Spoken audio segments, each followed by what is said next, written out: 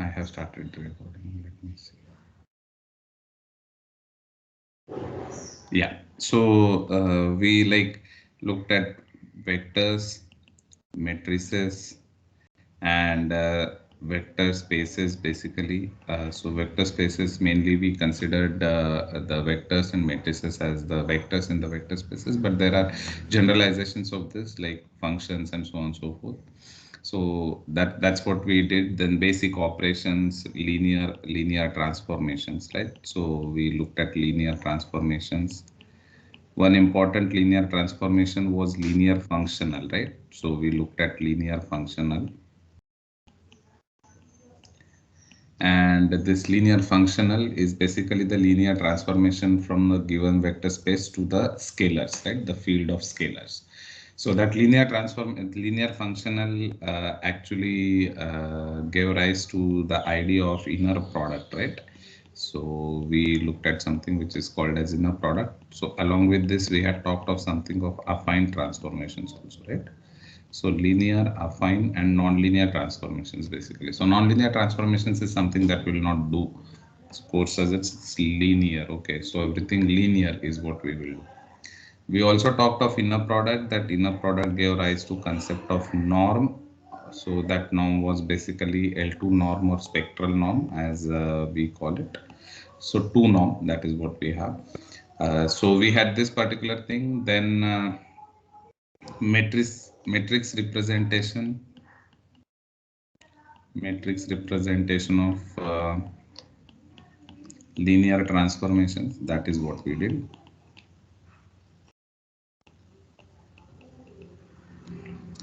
Gram-Schmidt orthogonalization.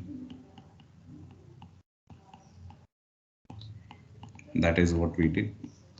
So, so here we had done that basis, dimension. Okay, vector spaces, basis, dimension, subspaces. That's what we did, right? Then Gram-Schmidt orthogonalization was something that was done. And all these concepts at every point we tried to illustrate through examples, right? So vectors, matrices, vector spaces, everything we tried to relate to a few examples or few applications in AIML, and like this all, I think eventually we had this k-means clustering, right? So based on all these different concepts, we had this k-means clustering also done, right? So orthogonal matrices is something that we studied, right? Then the next thing that we went into was basically solving system of linear equations, right? Solving systems of linear equations. That was the other part. That was kind of second module that we started with. So the problem was Ax is equal to B, and A is a matrix of size m by n, and B is a vector of size m. To find x, correct, in R n such that Ax is equal to B. Correct. So this was the problem, solving system of linear equations. This type of problem arises in many real life applications. Those are the problems that motivated us to look into this Ax is equal to B problem. So the main important thing about this Ax is equal to B. So the main concepts that we learned in this system of linear equation was existence and uniqueness of the solution, right? Existence and uniqueness of solution. So when will the solution exist? When will you say that the solution is unique, and so on and so forth? So here we had two different views of looking at this Ax is equal to B. X linear combination of columns of A, correct? So that gave rise to the understanding of column space of A, and saying that B is actually in the column space of A. Or the other was row rows of A inner product with X, right? Rows of A inner product X gives you BI, right? So that was another interpretation that we had. First row of A, you take in a product with column X, then you get the first entry B1, then second row of A. That's another interpretation of matrix vector multiplication. So based on these two different interpretations of matrix vector multiplication, we could understand this problem of solving system of linear equations Ax is equal to B, right? So mainly based on this first interpretation of column space, we derived necessary and sufficient conditions for the solution to exist, uniqueness, and so on and so forth, right? So these were the things that we discussed. Then the other thing that we understood was that if you have a linear equation Ax is equal to B, where A and B are given scalars, then you can write X as A inverse B or B by A, right? So can we generalize this formula in case of matrices? So accordingly, we understood left inverse, right inverse, left inverse, right inverse, and inverse of a matrix, right? Inverse of a matrix. So this kind of generalized, this Ax is equal to B. So this is something that we had discussed. We spent a lot of time about discussing when the left inverse will exist, when the right inverse will exist, then inverse of the matrix, that Gram matrix, and so on and so forth, right? So this was the thing that we discussed. So this was for any arbitrary matrix M by N, right? The size of matrix M by N could be anything. Then for the square matrices,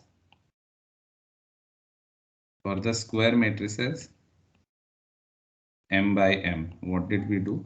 For the square matrices M by M, we studied this, like understood once again the existence uniqueness properly. After that, methods to compute the solution, right? Methods to compute the solutions.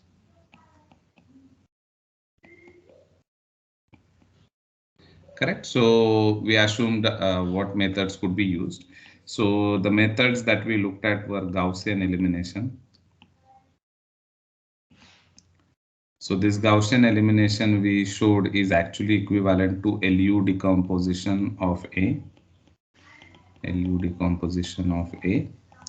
In case of symmetry, in case A is symmetric, then what happens? This U will be equal to L transpose itself, right? Because symmetry of the matrix A has to be maintained. And then the decomposition that you get is L transpose. This decomposition is called as Cholesky decomposition of A, right? So that's what we saw. Why this LU decomposition was important? Because once you do this LU decomposition, you can do forward backward substitution, and using that you can very easily solve the system of linear equations, right? So forward backward substitution is easy to solve. So this was one method. Then the other method was using QR decomposition. So the first thing that we saw, QR decomposition, is that given a matrix A, you can write it down in terms of Q times R. That is what you can do. And this is equivalent to Gram-Schmidt orthogonalization, right? Gram-Schmidt orthogonalization. So this QR is actually same as Gram-Schmidt orthogonalization. The matrix R that you get is basically the upper triangular matrix. So this R is upper triangular matrix and Q is the orthogonal matrix, right? So Q is orthogonal. R is upper triangular and Q is orthogonal. And what is the advantage? The advantage is Ax is equal to B. Then you have X is equal to Q transpose QR, right? Rx is equal to Q transpose B. That is what you have. And this system of equations you can solve by back substitution, right? So how do we construct this QR decomposition? We saw two ways. One is rotator matrices. So using rotator matrices, you can build this QR decomposition. or using reflector matrices, correct? So using rotator or reflector matrices, you can build this QR decomposition. That is what we saw. So the rotations and reflections give you like rotation will give entry wise zero introduction, reflection will give you one column at a time introduction of zeros and so on and so forth, right? So these were the ways in which you could actually obtain QR decomposition, and you can solve the system of equations Ax is equal to b.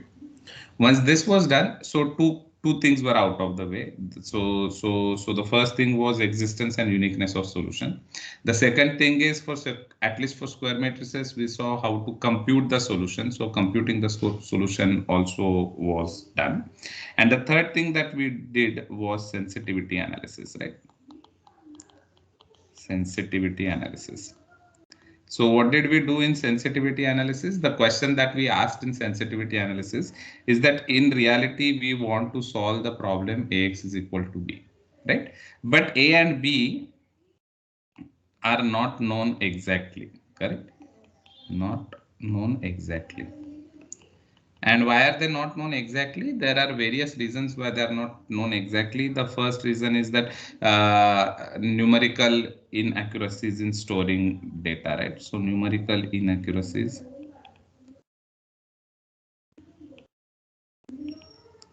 in storing data. So what does that mean? That means that a number as simple as 1 by 3, you can never store exactly in a computer, right? 1 by 3 is 0 0.333333 infinitely many times. Based on how many bits your computer has, you have to truncate it somewhere. And when you truncate it somewhere, then there is a problem, right? You have to truncate it somewhere, and wherever you truncate it, you are going to make an approximation. So numerical accuracies in storing data, even if the data that you collected, meaning that the matrices A and B that you had were exact to start with, this is the problem. And the second more pressing real life problem is that A and B are never accurately known. They are basically coming out as measurements from some things. They're basically coming out as, you are measuring few things. So because of that, they are never known exactly, right? So measurement errors, we'll call them measurement inaccuracies, right? So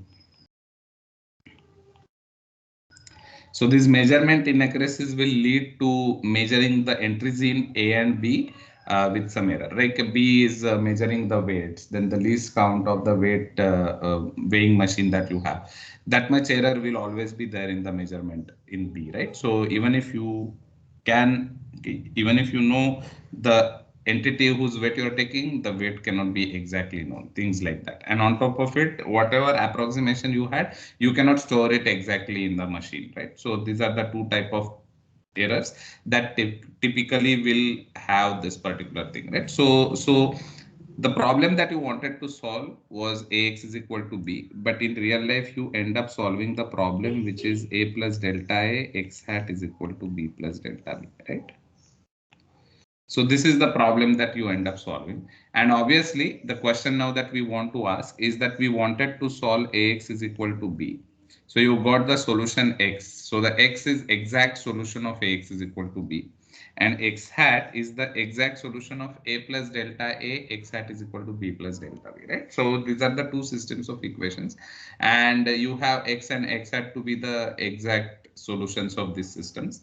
If delta B and delta A are small enough, is exact close to X or not? That's the question that we are asking. If delta A and delta B are small, is exact close to X? That's the reasonable question to ask, and that's the reasonable expectation also to have. Because if you do not have that expectation, if you do not have that guarantee in X hat, then basically you are getting a solution which is too far away. So we saw through examples, numerical examples, that if you have small perturbations here, then there is a very high chance that x hat will be too far away from x. Okay, there is a chance that that might happen.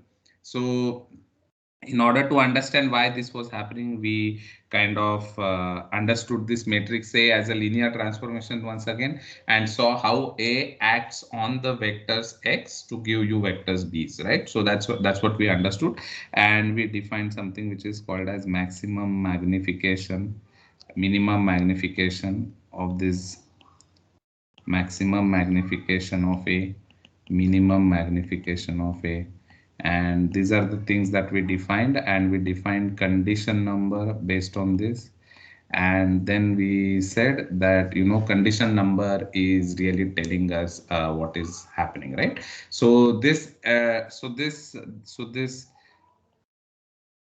delta x hat by x, right? So delta x by x is bounded above by condition number of a delta b by b, for example. And if you have this perturbation in A, then this is delta A by A also, right? So these are the type of results that we have seen. So these results actually tell us that the relative error in measurement of B and A, this relative error bounds above the relative error in X, but that bounding above is scaled by this particular number, condition number of A, right? So if the condition number of A is really very high, so what is the condition number? Condition number is maximum magnification by minimum magnification, right? So what is that telling you? That is telling you a circle. When you apply A, what is happening to circle, right? So how bad it is becoming into an ellipse. So if the ellipse is really very bad, in sense going to be a degenerate ellipse, then the condition number is really very high, right? So that is something that we saw. So through the definitions, you know why you are looking at these circles, and through the equations, you know why you will get always ellipses and so on and so forth. So these are the type of discussions that we had, and then we saw that if a condition number is really very high, then that is the problem. Once we understood that condition number, there was another interesting uh, like kind of side conclusion to this condition number being really very high. So condition number high implies that this delta x by x may be large, right? That is the first thing. It is not necessary that it will always be large for any perturbation delta B and delta A, but we showed that you can always construct a perturbation such that this will be really very high. So this bound is kind of always going to be kind of very nicely achievable bound, so to speak. So it's not something that it is not impossible. Okay. So condition number high, then this may be large. That was the first conclusion. The other conclusion which was assigned is that A is close to singularity. Is close to being singular or non-invertible, right? So that was another conclusion that we had drawn based out of this discussion. So this was an aside. So this is something that we will visit again. Okay, we will visit again later in this course. But this was one conclusion, nevertheless, that we could see straight away looking at the column combinations and looking at the column combinations what we can do. So this was about sensitivity. It has many real life applications, obviously, because in real life situation you will never have this A and B done. So the sensitivity analysis is something that is extremely important, and one needs to pay attention closely to this sensitivity analysis when we are dealing with right. So real life data, when you deal with, you have to make sure that you have these type of things achieved. So for example, in regression and all, we saw that the same matrix people always try to look for orthogonal design, because what happens in orthogonal design, you are having A as an orthogonal matrix, so the condition number of A is actually equal to 1. Okay, so one thing that we did, I have to tell, all this sensitivity analysis, so this closeness and everything, we decided we'll use 2 norm. Okay, so all these things are to be done with 2 norm.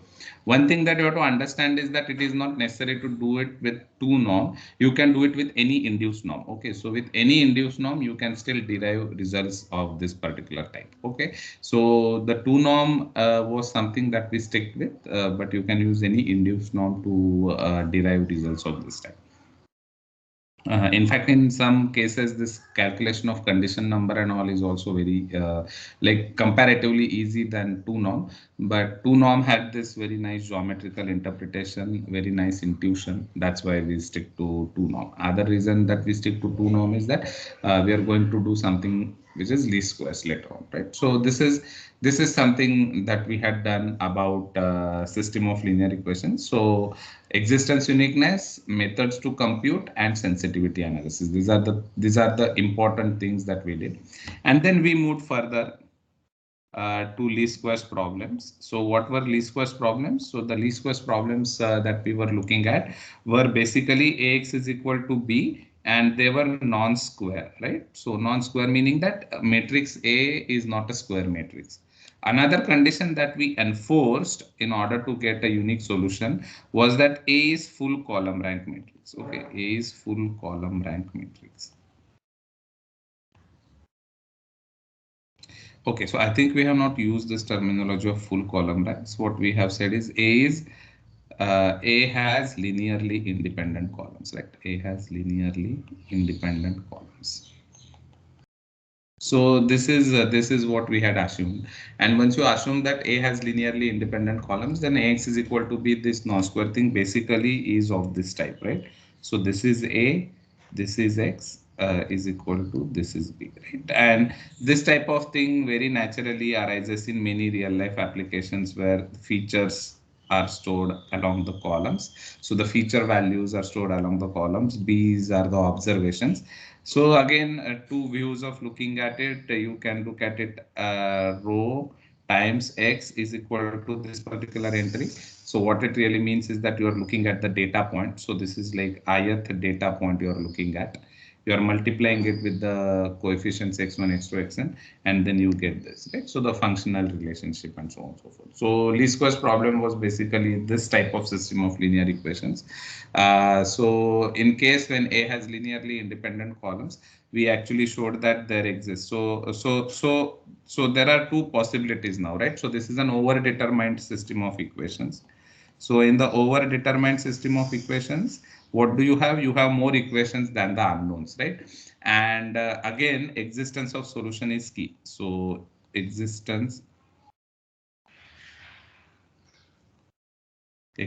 of solution, right? It was the key. So this existence of solution, if it is not there, then what do? You do this b minus x sum of squares, right? So this is what you did. And again, there were two interpretations to this minimization problem. So this x in Rn. So you had two different interpretations. One was this. So you were trying to match, right? So this was what you were trying to do. You were trying to match this product ith row into this particular x with this observed bi, and try to minimize the difference between bi and this inner product, right? That's what you are trying to do. So you'll choose x in that way. So you will get this. You will have to do it over all the b's, right? So all the data points you'll have to do this. The other interpretation was that you are trying to find out the linear combination of columns of A such that first thing that you want is that you reach B. If you cannot reach B, then how close you can go to B with that linear combination, right? So that was a geometrical way of looking at it. So that geometry gave us a very nice idea of, geometrical interpretation of least square solution, or this through like calculus also you could solve. So we solved through calculus, and we showed that the solution X is basically A transpose A inverse A transpose B, and we were guaranteed of existence of this particular matrix A transpose A inverse, because A transpose A gram matrix is invertible if and only if A has left inverse, and A that is true where if and only if A has linearly independent columns. So we had started with linearly independent columns. So we were guaranteed of this unique solution X, the least square solution, right? XLS, least square solution to this particular problem.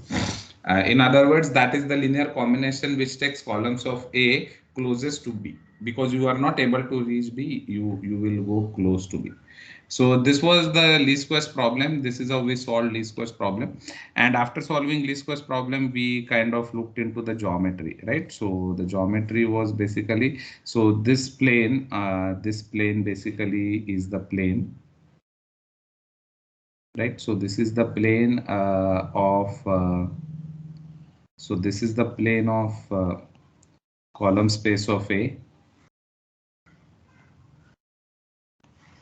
and this is the vector. This is the vector B, which is outside this column space, right? So this vector B is outside this column space.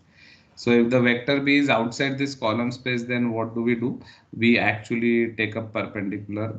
So you take the perpendicular, and this particular vector is basically A into x hat ls, right? So that is the linear combination that you take. So you will go here, and this will be the nearest. So the residual.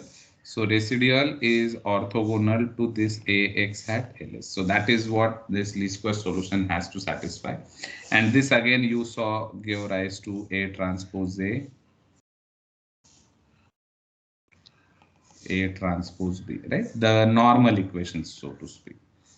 And again you could solve these normal equations, and you would get this least square solution. So this was the geometrical interpretation of least squares problem. So in many applications, this column space is sometimes called as estimation space in regression, and so on and so forth. Okay, so this space is called as estimation space in regression. In linear algebra, it is called as column space, and so on and so forth. So this is what we did, least squares problem. And after understanding the geometry and how do we get the solution of the least squares problem, we move on to the applications of least squares. So application of least squares problem. So the applications of least squares problems that we had were least squares data fitting. So we saw how can we do least squares data fitting. That was the first application we did. So you chose those basis functions f1, f2, fp, and once you chose those basis functions f1, f2, fp, you found out the parameters to those f1, f2, fp, and then all that functional relationship. Eventually, you end up with the matrices of this type ax is equal to b, and solve the least squares problem. So that's why this least squares data fitting. The other application was least squares classification. So this least squares classification, we did both the types of classification, Boolean as well as multi-class, right? Boolean as well as multi-class classification. So least squares classification, that's what we did. Then we good. Then we had this multi-objective least squares. So we had this multi-objective least squares problem. So in this multi-objective least squares problem, we saw that there are more than one objectives that you want to simultaneously minimize, and then you have to find out a kind of compromise solution, right? So that was this multi-objective least squares problem. So we saw that you can have like J1, J2 up to JR or JP, whatever we denoted. These are the many objectives, all of them of the type of least squares problem, and then you have to simultaneously minimize them for a x hat. And we saw that this type of problems also have many applications. And then finally, we looked at constrained least squares problem. So constrained least squares problems basically are the problems which you can relate with the multi-objective least squares problem when you have those Lagrange multipliers condition written and you take that lambda to go to infinity, right? So in that case, the multi-objective and constrained least squares problem could be related. One interesting application of constrained least squares problem was again data fitting. So that spline thing, right? Splines, we saw how do we fit the splines. So naturally the constraints arise at the point two polynomials meet. You want them to have the same value, and you want to have derivatives also equal to same, enforcing the smoothness conditions at those points and things like that. And there was another thing like minimum norm solution, right? So minimum norm solution. So these are the things. So minimum norm solution to this problem Ax is equal to b. So these are the applications that we saw in case of constrained least squares problem. Then there was something which was called as KKT matrix, right? So that KKT matrix was key, and existence of inverse of that KKT matrix guaranteed that you have a solution to the least squares problem. And we saw towards the end of last class, like how do you guarantee the inverse of this KKT matrix, right? So basically what we did, we took this system of linear equations. We looked at these least squares problems, which were like overdetermined system of linear equations. We saw existence, uniqueness, computational methods, like how do you compute these least square solutions. Again, we went back to this QR decomposition, and though not like fully, I have not explained fully how do you use QR to find the solution, but I gave some arguments. I remember in the lectures where I could say that how can you use QR decomposition to actually solve these problems. You don't need to compute this A transpose A gram matrix. You don't need to take inverse of this A transpose A gram matrix. Using QR decomposition of A directly, we saw we could solve these least squares problems. The reason being, you can write down this left inverse, which is the pseudo inverse in terms of QR decomposition, right? So that's what we did.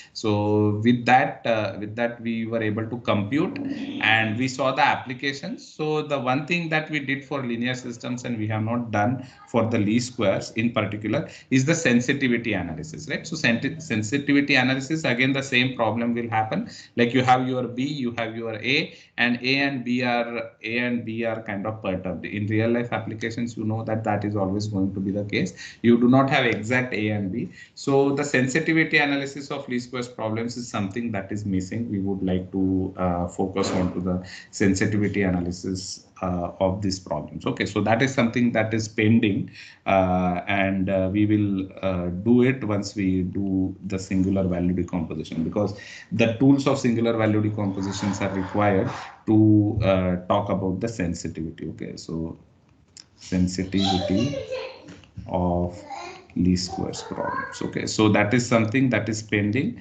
and we will hopefully cover it with we'll cover it hopefully after we finish discussing about singular value decompositions. Okay, so this is, I think, roughly what we have done so far in past month and a half, probably since the course started. So but I agree that in the basic parts of LA I was like little fast, and I shared a lot of additional videos and material for you to see, but because of that we could cover all these important applications, all these important problems so far. Okay, so this is like this is like what we have done so far. So roughly speaking, we have covered three important decompositions in matrix algebra, so to speak. So the first decomposition that we looked at was LU. We looked at Cholesky, and we looked at QR decomposition, right? So there are 5 important decompositions in linear algebra, out of which 3 we have kind of covered: LU, Cholesky, and Gram-Schmidt. The 2 more decompositions that we want to look at are eigenvalue, eigenvector decompositions, and singular value decomposition. Okay, so that is what we will do in the second module of the course. But this is roughly what we have done so far in this first module of the course. Lot of things have been done, lot of things have been introduced. Many of the things I am sure are new to you. You had not possibly seen those things before this course. So so applications to linear algebra of linear algebra to AI/ML. So these applications of least squares problem, these 4 applications: least squares data fitting, classification, multi-objective least squares problem, and constrained least squares problem. These are the 4 applications in AI/ML, so to speak. And another application that we did was k-means clustering, basically, right? So these are the applications that we have covered so far, and some very important fundamental concepts, right? So this is something that we have done so far. So in linear algebra, what really happens is that you are focused on 2 important problems. The 2 important problems that you are mainly focused on are solving system of linear equations and eigenvalue, eigenvector problems. Okay, so this first module, so to speak, was focusing mainly on solving system of linear equations. Okay, so this system of linear equations is what we were trying to solve, and while solving this system of linear equations, we came across all these various problems, all these various issues. So all the tools were kind of developed, and now we want to go into this second module. That second second module will mainly be focusing on eigenvalue, eigenvector decompositions, singular value decompositions, and applications of these into AI and ML. Okay, so that is what I really want to focus on in the second module. But before going into the second module, this is like kind of quick recap of what we have all done so far in this particular course. Okay, so is there like I hope I have not missed out on anything that we have done so far in the course. But is there anything that you would like to add here? Like what is something that is not clear conceptually. So this is like a bird's eye view, right? This is like a bird's eye view. This is what we have done. So every topic that you see here, you can zoom in into that particular lecture, see what we have done. There might be technical doubts also, that's not a problem.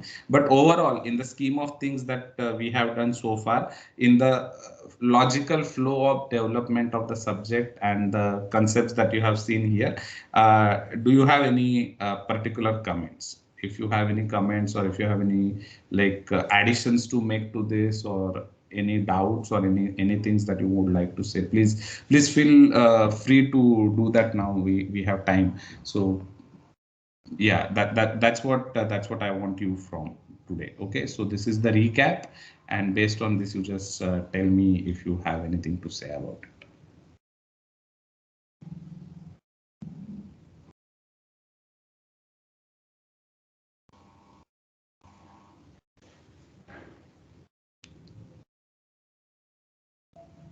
So everything is clear? Everything that we have done so far, is it clear to everybody? All the concepts are clear?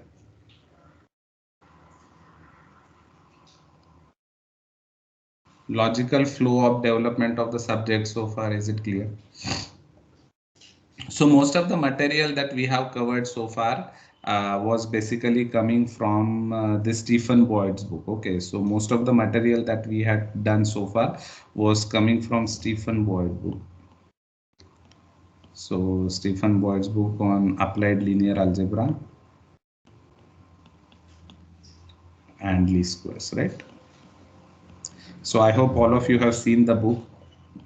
All of you have seen the contents of the book, and most of the material that I have covered actually comes from that book, except for the sensitivity analysis part. The sensitivity analysis part is not discussed in Stephen Boyd's book. So that part was taken from another book called Fundamentals of Matrix Computations by David Watkins. And then there are numerical linear algebra lecture notes published by Oxford University Press by Nick Trefethen. Okay, so these are the two books from which I had collected that material mainly, which was on this sensitivity analysis. Okay, and whatever will follow in this lecture in the second module, the most of the part will come from the book by Gilbert Strang. Okay, Linear Algebra and Learning from Data. So this is a new book, not to be confused with the previous book that Gilbert Strang had written on linear algebra. So this is a new book, 2019 book. So this book is available. Okay, I'm not sure if it is available on the web. Like I know Stephen Boyd's book is available on his Stanford University web page for anybody to freely download. I'm not sure about this book by Gilbert Strang. So both these books are I think very recent books. So this one is, or yeah, 2019 or 20. I think this book is 2020, and I'm not sure. This book is 2018 or 2019. I don't know, but very recent, 2-3 years ago only these books have come up. And this book, Gilbert Strang. Okay.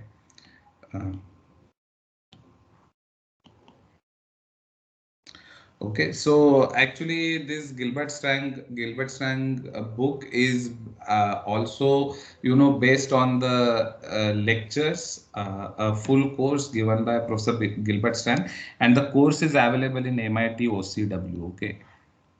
So a course is available based on this book in MIT OCW. So this course again is not to be confused with the very famous Gilbert Strang linear algebra course that I'm sure almost all of you would have seen, right? So this course is also a new course. I think this course was 2019, and the book came out in 2020. And this course, MIT OCW course on linear algebra and learning from data, that course, like recent lectures, 2019, very beautifully done course, absolute gem. Okay, so amazing course that I think all of you should see if you have time. Okay, you will have a lot of things that you will learn, lot of basic things that you will understand.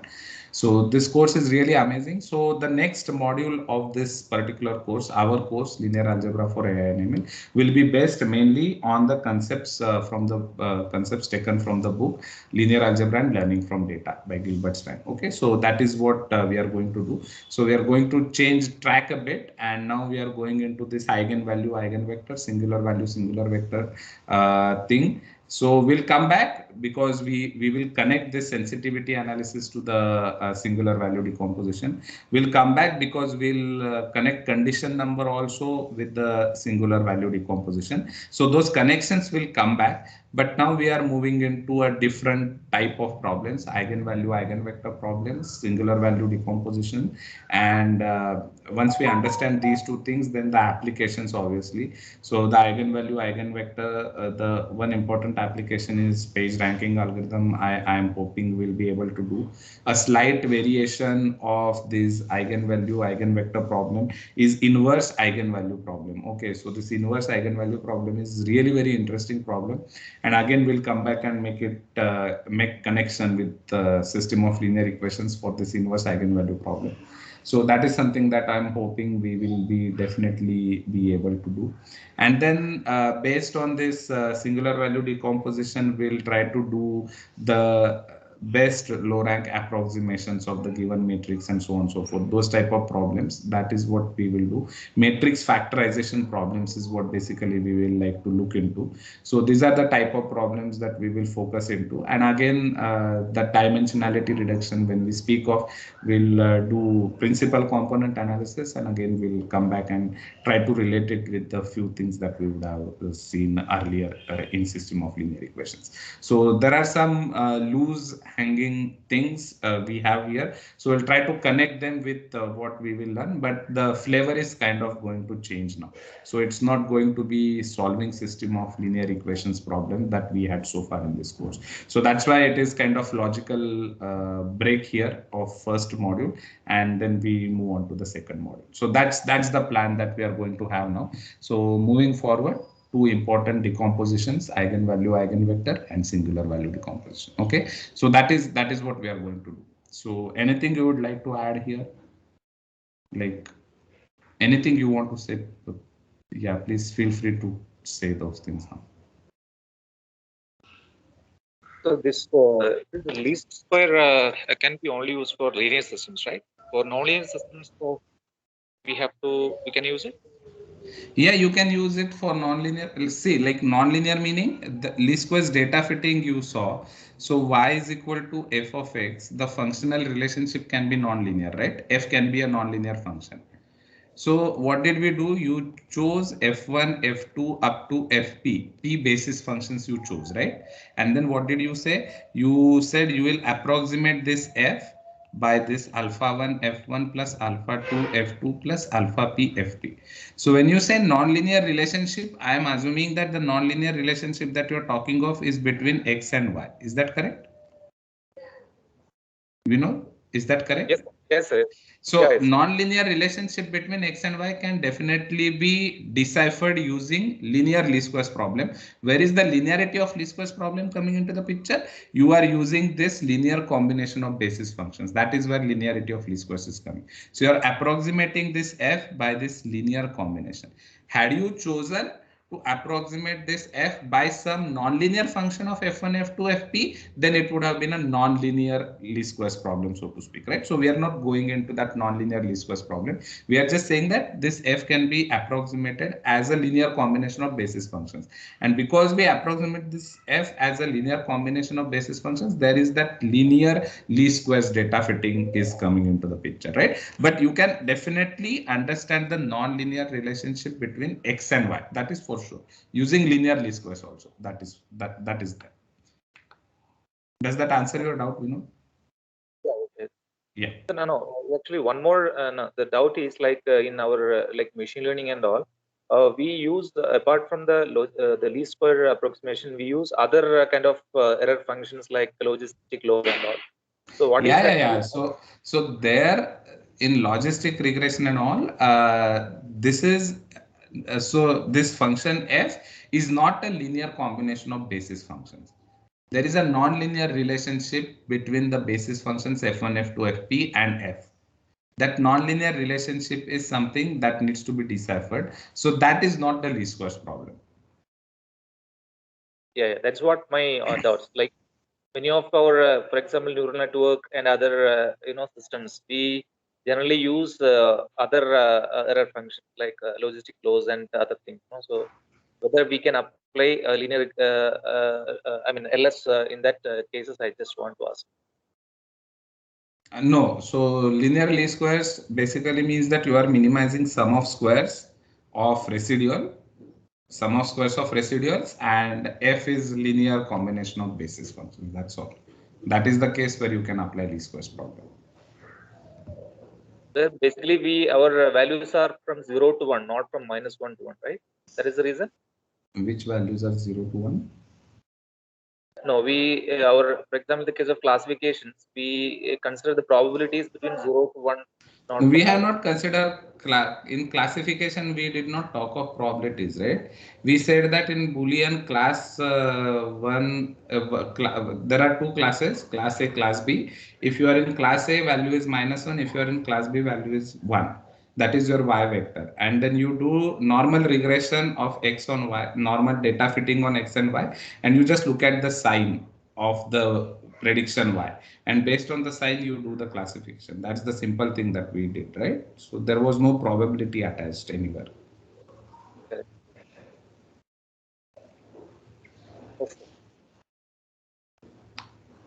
Okay. Sir, just one question. Maybe I could have missed that, but did we do Cholesky decomposition? I, of course, remember LU and QR, but so Cholesky decomposition is basically when the A is symmetric, you still do LU decomposition. Because A is symmetric, what happens? A is LU, say for example. But then what is L transpose? L transpose is U transpose L transpose, right? So in this particular case, you have A is equal to A transpose. So from here you can see that actually L has to be equal to U transpose, or U has to be equal to L transpose. So you actually get this LL transpose. The same matrix, it's transpose comes into the upper triangular part. Okay, so that becomes Cholesky. So basically it is LU decomposition only, but for symmetric matrices, so it becomes Cholesky. So I may not have said it directly, but this is what happens. I remember somebody had asked doubt or something. That's why I had mentioned this Cholesky decomposition in the class, possibly. But once you understand LU, then Cholesky is basically same as LU. Okay, thank you, sir. Yeah. Anything else?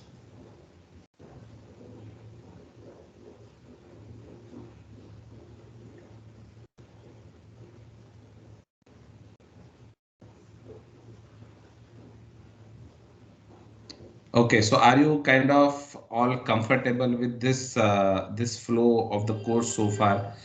I hope you're not feeling lost in too many things. That's why I wanted to give this like overview, bird's eye view of what we have done. And now once you see the things in this perspective, then you zoom in into one, like each point that I have mentioned here, and then that is basically like a lecture or couple of lectures that you'll have to see, and then you'll understand that like those technical details is what we have been discussing. But mainly these are the things that we have discussed so far. So I hope you're all comfortable with this logical flow and development of the subject so far. Anything that you would like to add here? Anything that you would like to say here?